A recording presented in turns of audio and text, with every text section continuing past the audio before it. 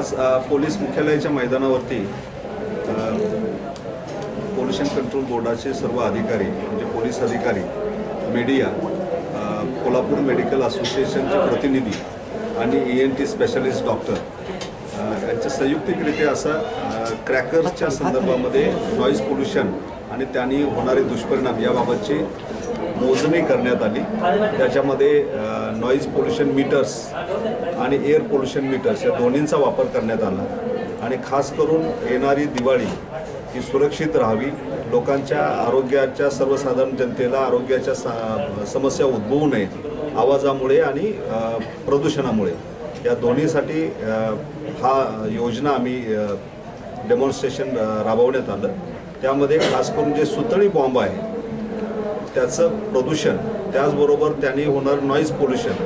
हे अत्यंत धोकादायक असल्याचं निदर्शनास आलेलं आहे। दुसरा एक सुतळी बॉम्बचा प्रकार होता ज्याला लेबल नाही, जे स्थानिकरित्या बनवलेले होते व मार्केटमध्ये आम्हाला प्राप्त झाले होते, त्याचाही आवाजाची मर्यादा ही प्रचंड आहे। त्याचबरोबर 1000 आणि 2000 अशा फटाकड्याच्या ज्या माळा आहेत, लढी आपण ज्याला म्हणतो, त्याचा सुद्धा नॉईज पोल्यूशन आणि एअर पोल्यूशन हेही मर्यादेच्या बाहेर जात आहे आणि या सर्वांचा परिणाम सर्वसामान्य नागरिकांच्यावरती, खास करून लहान मुलं, गर्भवती महिला यांच्यावर मोठ्या प्रमाणावर होणार आहे आणि त्या भागातील रहिवाशांना काही समस्या उद्भवू शकतात असं ENT स्पेशलिस्ट यांचं म्हणणं आहे, मेडिकल असोसिएशनचं म्हणणं आहे। आणि म्हणून आम्ही सर्वजण आवाहन करतो सर्वसामान्य लोकांना, सर्व जनतेला, की येणाऱ्या दिवाळीमध्ये फटाक्याची निवड करत असताना जे फटाके आरोग्याला घातक होणार नाही अशा प्रकारच्या फटाक्याचा आनंद घ्यावा। खास करून शोभेचे जर फटाके असतील जे आवाज कमी करतात त्याचा वापर नागरिकांनी करावा आणि सुतळी बॉम्ब आणि लढी 1000 2000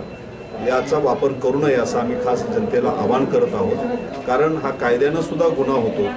परंतु आव्हान हे अतिशय महत्त्वाचं आहे आणि आज आपल्याला काळाची गरज पाहून वातावरणाचं प्रदूषण कमी करण्याची आवश्यकता आहे, त्याचबरोबर आपल्या आरोग्यावर होणारा आवाजाचा परिणाम तोही कमी करण्याची आवश्यकता आहे।